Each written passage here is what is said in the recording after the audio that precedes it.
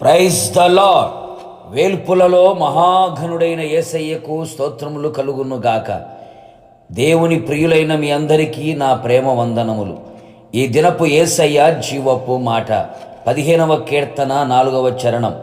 అతడు ప్రమాణము చేయగా నష్టము కలిగినను మాట తప్పడు.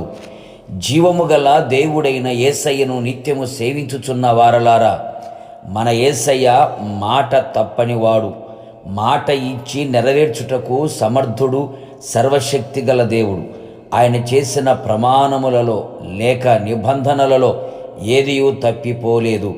యేసయ్య అడుగు జాడలలో నడిపించబడుచున్న మనము కూడా యేసయ్య సన్నిధిలో చేసుకున్న ప్రమాణం, మొక్కుబడి, నిబంధన, ఒడంబడిక, మాట మనము ఎన్నటికిని ఎప్పటికిని తప్పకూడదు, నష్టము కలిగినను. అప్పుడే మనము ఆయన గుడారములో అతిథిగా ఉండగలిగేదము, ఆయన పరిశుద్ధ పర్వతం మీద నివసించగలిగేదము, ఎన్నడూ కదల్చబడకుండా ఉండేదము.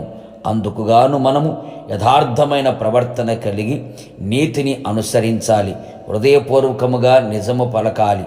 కొండెములు ఆడకుండా, చిలికానికి కీడు చెయ్యకుండా, పొరుగువాని మీద నింద మోపకుండా, నీచుని అసహించుకొని ఆయనెందు భయభక్తులు గల వారిని సన్మానిస్తూ, ద్రవ్యము వడ్డీకివ్వకుండా, లంచము పుచ్చుకోకుండా ఉండగలిగితే అట్టివాడే, అతడే మాట తప్పడు చేసిన ప్రమాణమును.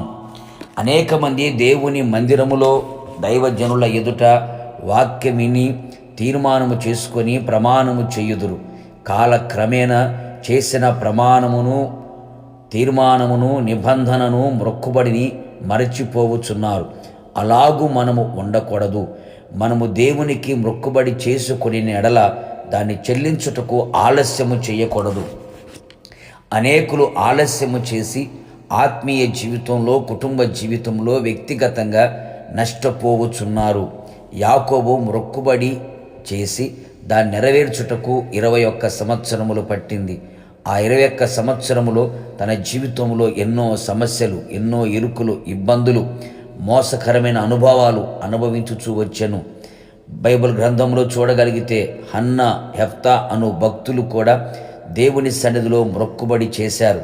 వారికి నష్టము కలిగిన మాట తప్పకుండా దేవుని సన్నిధిలో చేసిన మొక్కుబడిని వెంటనే చెల్లించి వెనుకాడక మాట తప్పని కారణాన్ని బట్టి వారి జీవితం ఉన్నత స్థితిలోనికి వెళ్ళినట్లుగా బైబిల్ ఘోషిస్తున్న నగ్న సత్యము.